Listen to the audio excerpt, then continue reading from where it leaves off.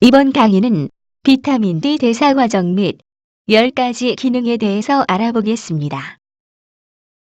먼저 비타민 D의 대사 과정에 대한 강의에 앞서서 비타민 D 단위에 대해서 알아보겠습니다. 1. 비타민 D 혈액 검사를 받으시면은 숫자 다음에 나노그램으로 표기되어 있는 것을 확인해 보실 수 있습니다. 나노그램은 1억분의 1g을 나타냅니다. 이 단위는 한국이나 미국 등지에서 사용하는 단위입니다. 2. N몰이 있습니다. N몰은 1억분지 1몰을 나타내고 주로 유럽에서 사용하는 단위입니다. 3. 비타민 D3 1몰 분자량은 384.64g입니다. 4. 중요한 내용입니다. 1나노그램은 2.5N몰입니다. 보통 논문이나 신문 기사 등에서는 나노그램 대신에 N몰로 표기하는 경우가 많습니다. 또한 앞으로 강의를 진행하면서도 일부 연구 논문을 참조하기 위해서 N몰 단위가 자주 등장합니다. 예를 들어 20나노그램을 N몰로 바꾸고자 할 때에는 20에 2.5를 곱해서 50N몰로 계산하시면 됩니다.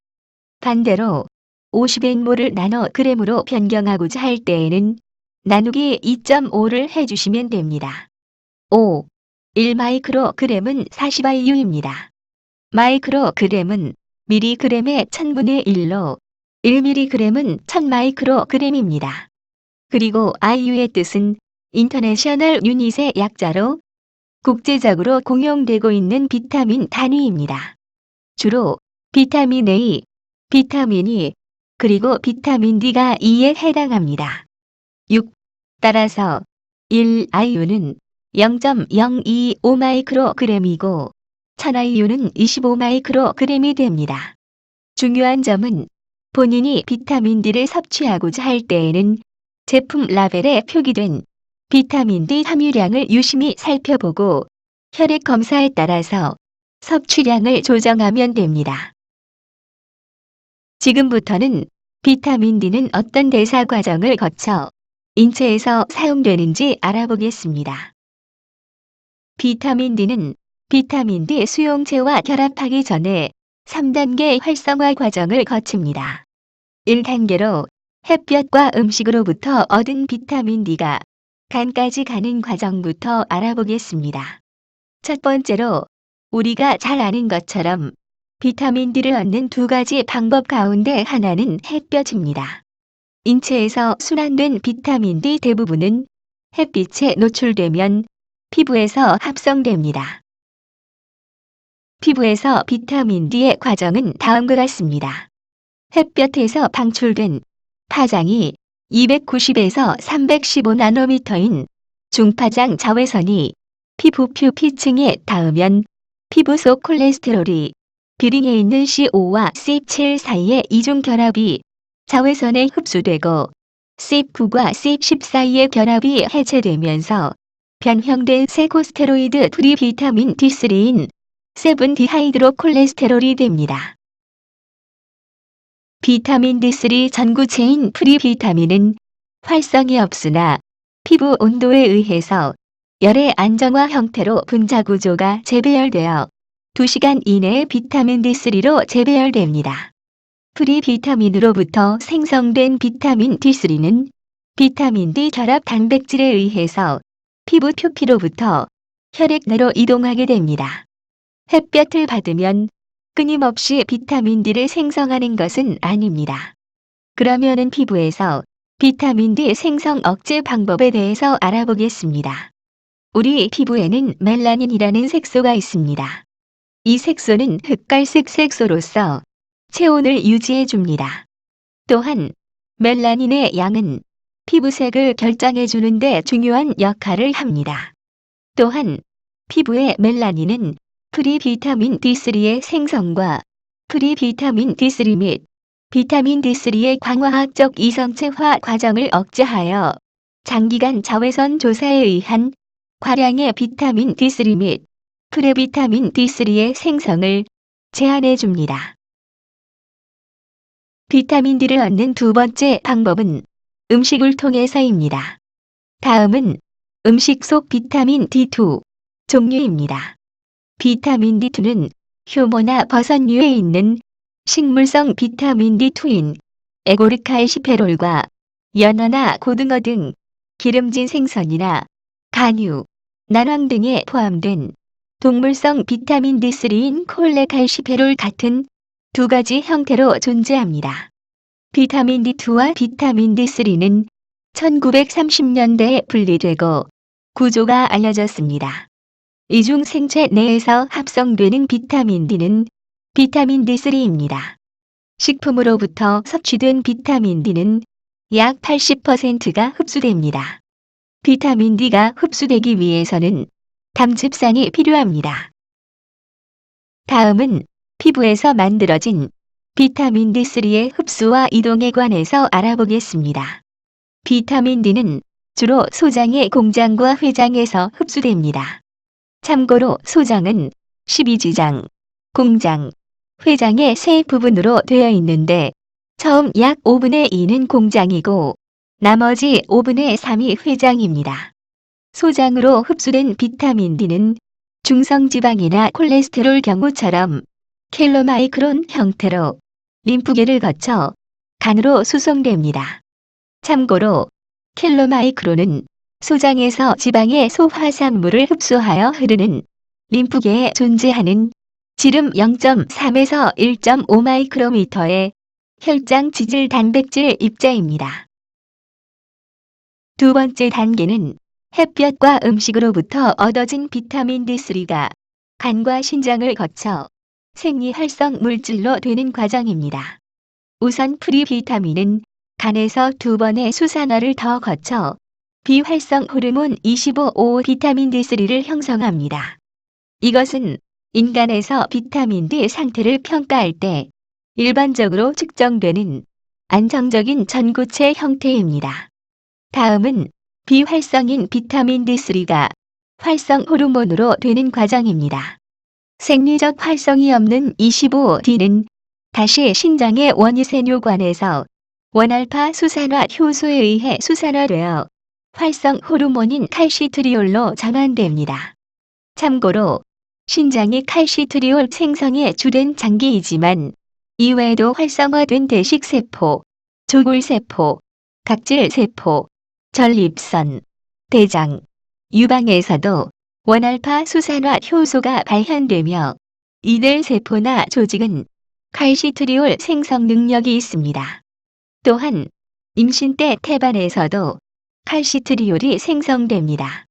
이 활성 호르몬인 칼시트리올은 비활성 호르몬인 25D에 비해 비타민 D 수용체에 대한 진화력이 약 1000배 높습니다. 다음은 비타민 D 10가지 기능에 대해서 알아보겠습니다. 첫 번째, 비타민 D는 913개 유전자에 작용합니다. 활성 비타민 칼시트리올이 결합하는 수용체가 존재하는 조직은 전신적으로 분포되어 있습니다. 따라서 비타민 D는 몸 전체에서 작용합니다. 즉, 신장, 뼈, 부갑상선, 대식세포, 단구, 피부, 뇌, 췌장의 베타세포, 전립선, 유방, 태반, 대장, 폐 등의 세포핵 근처에 존재합니다. 칼시트리올이 비타민 D 수용체에 결합하여 면역계, 신경계, 호르몬계, 순환기계, 골격계 및 정신신경계의 유전자를 발동시켜 세포 분화, 세포 재생, 신진대사를 유지해 줍니다. 또한 발병인자와 발암인자를 제거하여 예방 효과를 나타내며 염증 과정을 억제하고 치유 과정을 가속화하여 항염 작용도 발휘합니다. 두 번째, 비타민 D는 200여 개 유전자를 조절하면서 항암 작용을 발휘합니다. 비타민 D는 특히 발암 관련 유전자 200여 종을 조절하면서 발암을 예방하고 암세포 증식을 억제해 줍니다. 지금까지 비타민 D 결핍을 보충함으로써 항암 치료에 효과를 보았다거나 비타민 D 결핍 상태와 관련이 깊은 암은 아래와 같습니다.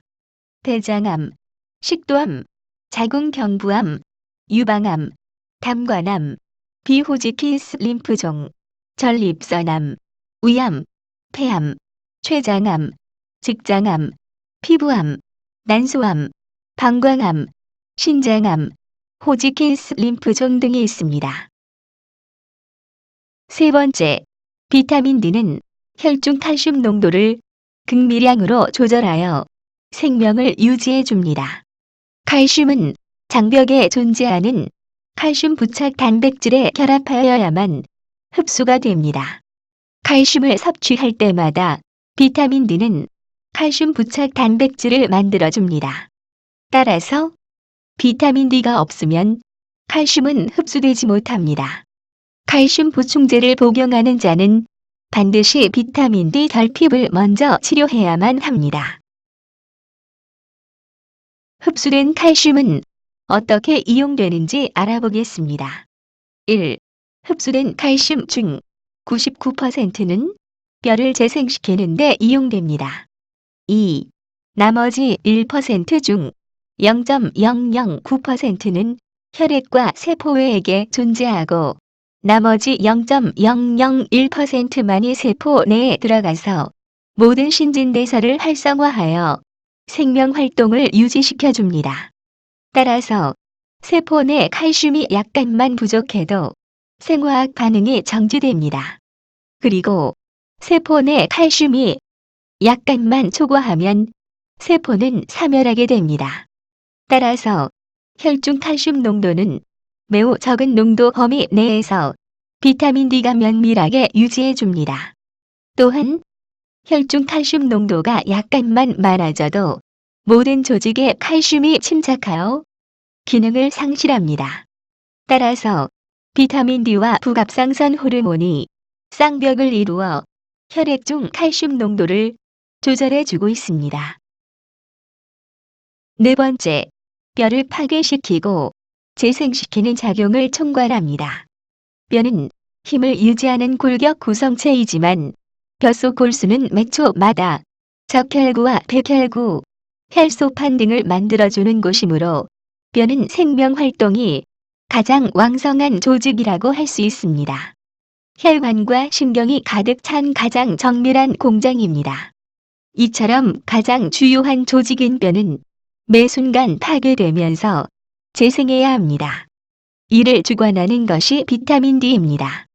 뼈는 파골세포가 매 순간 뼈를 파괴하고 조골세포가 매 순간 뼈를 만들어주고 있습니다. 이를 행사하는 호르몬이 오스테오칼신과 오스테오폰틴이며 비타민 D는 이 두 호르몬을 만들어주는 역할을 합니다. 참고로 오스테오칼신은 파괴되는 뼈의 골격 위치를 재구성해주고 면역세포의 활성화, 즉 병균 방어 제거에도 도움을 줍니다. 오스테오폰틴은 칼슘과 인위 농도를 적절히 조절하고 췌장에서 인슐린 분비를 촉진하여 혈당 조절도 해줍니다.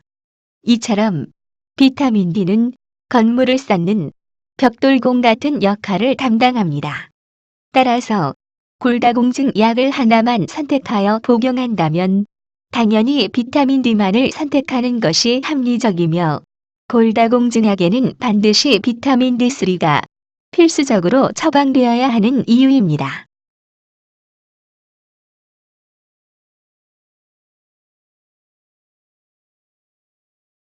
다섯 번째, 비타민 D는 면역세포와 면역인자를 총괄 지배합니다. 비타민 D는 면역세포와 면역인자를 모조리 지배하여 면역 기능을 총괄하는 호르몬입니다. 비타민 D와 면역세포 관계 1. 비타민 D는 면역세포인 단구와 대식세포를 조절하며 여러 가지 면역인자 합성을 필요에 따라 증감시키는 역할을 합니다. 참고로 단구는 혈액 중에 존재하는 백혈구이며 단구가 혈관 밖으로 유출되었을 때 대식세포로 변형되어 폐나 간 등 장기 곳곳에 자리 잡고 있으면서 면역사령관 역할을 담당합니다. 그리고 대식세포는 침입자를 직접 삼켜 용해시키기도 하지만 T 림프구의 제균 명령을 전달하기도 합니다. 2. 비타민 D는 면역세포인 수지상 세포를 조절하며 여러 가지 면역인자의 합성을 증감시킵니다. 참고로 수지상 세포는 주로 피부 호흡기 위장계 표피에 존재하며 병원균의 정체를 다른 면역세포에 알려주는 역할을 합니다. 비타민 D와 면역인자 관계 1. 비타민 D와 T 림프구 관계 비타민 D는 T 림프구를 조절하며 여러 가지 면역인자 합성을 증감시킵니다. 참고로 T 림프구는 전신을 배회하여 침입자를 직접 제거하며 면역인자 합성을 증감시키고 대식세포로부터 병원균의 정체를 인계받아 이를 B림프구에 전달해 줍니다. 2. 비타민 D와 B림프구 관계 비타민 D는 B림프구를 조절하며 여러 가지 면역인자 합성을 증감시킵니다. 참고로 B림프구는 전신을 배회하여 T림프구로부터 전달받은 병원균의 정체를 기반으로 항체를 만듭니다. 비타민 D와 적응성 면역과의 관계 비타민 D는 적응성 면역 기능을 조절하는 바, 이는 한번 침입한 경험이 있는 병원균에 대해 병원균의 종류를 구별한 후 전략으로 재균하는 기능을 발휘합니다. 비타민 D와 면역인자 관계에서 이번에는 비타민 D가 내인성 면역 기능을 동원하여 비특이적으로 감염균을 예방치료한다는 내용에 대해서 알아보겠습니다. 1. 바이러스, 세균, 진균 및 기생충이 침입하면 활성 비타민 D가 1차적으로 내재적 면역 기능을 증가시켜 미생물의 종류에 상관없이 무차별 공격을 가하도록 합니다. 2. 미생물을 제거하려는 과립구인 호중구, 호산구, 호염기구, 단구, 그리고 단구가 변화된 대식세포, 자연살해 세포 등이 침입자 쪽으로 방향을 잡아 집중적으로 이동할 수 있도록 유주인자를 활성 비타민 D가 증가시켜 줍니다. 3. 비타민 D는 대식세포로 하여금 생리적 항생 물질인 카텔리시딘을 합성케 하여 바이러스, 세균, 진균 등을 제거합니다. 6번째, 비타민 D와 자가식균 작용에 관한 내용입니다. 비타민 D는 자가세포 소화 작용을 필요에 따라 증가 또는 감소시켜 질병 발병을 억제하거나 치유케 하며 수명을 연장해 줍니다. 참고로 자가세포 소화 작용은 병원 미생물이나 이종물질을 세포 내 리소솜이라는 폐물 처리장을 통해 파괴 및 용해시켜 녹여버리는 작용을 말하며 앞에서 배운 내인성 면역 기능도 자가 소화 작용입니다. 자가세포 소화 작용은 다음과 같습니다. 1. 암세포를 자가 용해시킵니다. 2. 심장 비대를 억제합니다. 과잉 염증 유발 인자인 NF-kappaB 작용을 억제합니다. 3. 불필요한 세포는 자살케 하고 필요한 경우 수명을 연장해 줍니다. 4. 세포 유해 산소인 활성산소 생성을 억제합니다. 5. 자가세포 파괴 인자인 종양계사 인자를 억제합니다. 6. 과잉 에너지 소비 인자인 mTOR 작용을 억제하여 항암 작용 및 생존에 관여합니다. 이 부분은 다음 장에서 자세히 알아보겠습니다. 과잉 에너지 소비 인자인 mTOR 작용을 억제하여 항암 작용 및 생존에 관한 내용입니다. 우선 mTOR이 무엇인지 알아보겠습니다. mTOR은 영양 상태, 세포 에너지 수준, 산소 수준과 분열 촉진 신호 전달을 점검함으로써 세포 성장과 증식 조절에서 핵심적인 역할을 합니다. 과잉 에너지 소비 인자 mTOR는 두 가지가 있습니다. mTOR 콤플렉스 1은 신진대사를 조절하므로 세포의 성장과 증식을 조절하는 핵심적인 기능을 하고 mTOR 콤플렉스 2는 암세포의 생존과 증식에 핵심적인 역할을 하며 많은 암세포에서 과활성화되어 있습니다. 그리고 mTOR 신호 전달 경로의 과활성화는 항암 치료의 저항성과 관련 있는 것으로 보고되고 있습니다. mTOR 신호 전달의 억제는 종양세포에 대한 직접적인 효과뿐만 아니라 선천성과 적응성 면역 세포들에 대한 광범위한 조절 효과들이 보고되고 있습니다. 7번째, 비타민 D가 항염작용을 발휘한다는 내용입니다. 비타민 D가 발휘하는 항염작용은 과잉염증 반응에 대한 항염작용이며 자가 소화 기능의 상당 부분이 비타민 D의 항염작용입니다. 인체가 상해를 입었을 때 상해 정도가 더 악화하지 않도록 여러 가지 방어 반응이 나타나는 것을 염증이라고 합니다. 따라서 염증이 적절한 상태로 유발되는 것은 필요악적 존재입니다. 그러나 염증 반응이 과도하게 나타날 때 필요 이상으로 증상, 즉 발열, 부종, 통증, 가려움증이 심해지는 경우를 과잉 염증 반응이라고 합니다. 8번째, 비타민 D는 정신 분야 신경계에 다양한 작용을 합니다. 중추 신경계인 뇌와 뇌척수액, 그리고 말초 신경계에 비타민 D 수용체가 널리 분포되어 있음이 입증되었습니다. 이를 근거로 정신신경계에 대한 다양한 작용이 동물 실험을 통해 입증되고 있는데, 특히 신경보호 작용, 신경세포 분열 및 증식 촉진, 신경세포 내 독성 물질 제거 등을 합니다. 구체적으로 신경질환에 비타민 D가 어떻게 작용하는지 알아보겠습니다. 뇌하수체에서는 전신호르몬계 종합 조절 및 자율신경 실증, 치매의 경우는 노화성 및 뇌졸중성 인지기능 장애, 기억장애, 알츠하이머병 경우는 원인 불명의 치매증, 인지기능 장애, 기억장애, 간질의 경우는 돌발성 경련 강직, 파킨슨 병의 경우는 동작 장애 등의 비타민 D가 작용합니다. 9번째, 각 조직에서 비타민 D 역할에 관한 내용입니다. 1. 칼슘 항상성 역할입니다.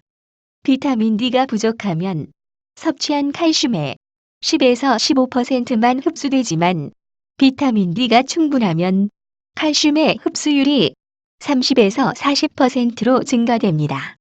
참고로 임신, 수유, 성장 급증기에는 식입 칼슘의 50에서 80%까지도 흡수됩니다. 2. 뼈의 건강에도 비타민 D는 중요합니다.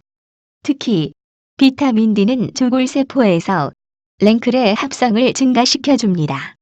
랭클은 팔골세포의 전구세포에 발현하는 수용체인 랭크와 결합하여 팔골세포의 형성을 촉진해줍니다. 참고로 팔골세포는 뼈에서 칼슘과 인을 용해하므로 적절한 뼈의 무기질화를 위해서는 혈액 내 충분한 칼슘과 인의 농도를 유지해줘야 합니다. 3. 근육 건강. 4. 규칙적인 혈압. 5. 심혈관 건강. 6. 신경 발달 등이 있습니다. 7. 단핵세포 또는 대식세포에서 면역 제어 역할을 함으로써 자가 면역 질환 방지, 외부 병원체 통제와 같은 중요한 작용을 돕습니다. 8. 전립선, 유방, 대장, 폐 등지에서 규칙적인 세포의 성장과 분화에 필수적입니다. 10번째, 장수 유전자 발현을 활성화하여 수명을 연장해 줍니다. 비타민 D는 조직 퇴화인자를 억제해 줍니다. 클로토라는 유전자는 조직 곳곳에서 발현하여 조직이 유해산소에 의해 퇴화하는 것을 억제하므로 장수 유전자라 합니다. 그런데 비타민 D는 수명 유전자 클로토와 상호 피드백 상태를 유지하며 세포의 퇴화를 억제해 줍니다. 이 때문에 비타민 D를 장수 비타민이라고 불리고 있습니다. 참고로 클로토는 그리스 신화에 나오는 생명의 여신의 이름을 따서 붙여진 이름입니다. 앞에서 비타민 D가 장수 유전자라고 불리어진다고 이야기했습니다. 이와 관련해서 비타민 D와 수명과의 관계에 대해서 알아보겠습니다. 첫 번째, 독일 성인 인구에서 비타민 D 혈중 농도를 개선하면 생존 기간을 개선시켜준다는 내용입니다. 2009년 독일인 지터맨 A 박사 등이 실시했습니다. 연구 목표는 낮은 비타민 D를 가지고 있는 개인들은 사망할 확률이 높다는 증거 아래에 독일인 연간 사망률을 낮추기 위한 최적화된 비타민 D 수치를 계산해 보았습니다. 다음은 연구 결과 내용입니다. 데비스 연구기관에서 수행한 집단 연구에서는 혈중 비타민 D 혈중 농도가 41몰로 측정되었습니다. 이 수치는 90%가 넘는 개인들이 혈중 비타민 D 농도가 위험 한계점 아래에 있다는 의미이며 혈중 농도가 75n몰인 경우 사망 위험이 훨씬 낮은 것과 대조를 이루고 있다는 점입니다. 이에 대해서 다음 페이지 표를 보겠습니다. 보시는 그래프는 독일 인구 결과에 미국인 수치를 첨부한 내용으로 국가 간 비타민 D 농도에 따른 사망률이 다를 수 있음을 시사하고 있습니다. 예를 들어 독일인은 16나노그램인 경우 사망률이 25% 정도인데 반해서 미국인은 24나노그램일 때 사망률이 18%로 감소하는 것으로 나타났습니다. 추정에 따르면 매년 독일 성인 인구 전체 사망의 2.2%에 해당하는 18,300명이 사망했습니다. 결론적으로 1.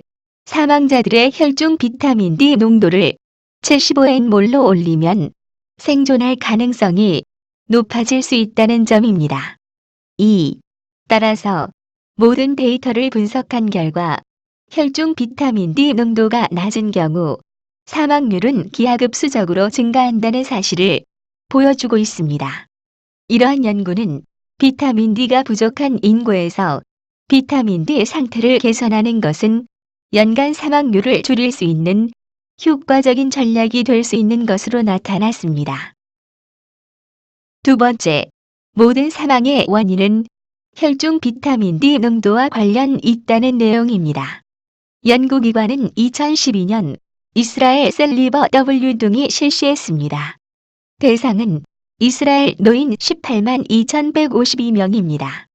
연구 방법은 이스라엘에서 가장 큰 의료 서비스를 제공하는 곳에 컴퓨터 데이터베이스를 사용하여 2008년 1월부터 2009년 10월까지 20세부터 노인까지 혈중 비타민 D 농도 측정 결과를 조사했습니다.